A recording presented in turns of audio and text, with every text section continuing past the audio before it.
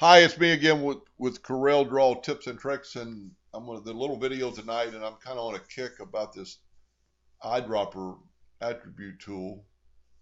Just playing around with it, and you can also use transformation at the same time.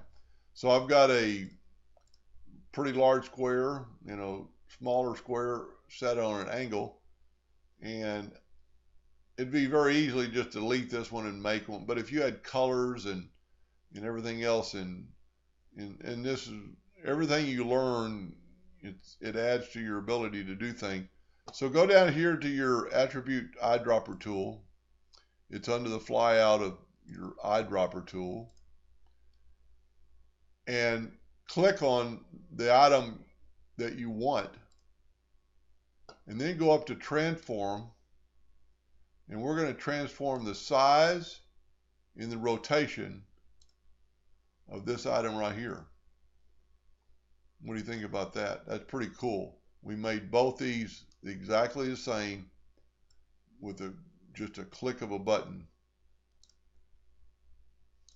So let's back up here and do it one more time. Attribute eyedropper. Click on your item to get a sample. Go to transformation. We're going to do the size and rotation. And if you did position, it would just put it right on top of it. Hit OK. Take your paint bucket and put it in there. And now you have two that are equal in size and skew. And that could be maybe important if you had it skewed more than, a different amount, that was really an oddball number.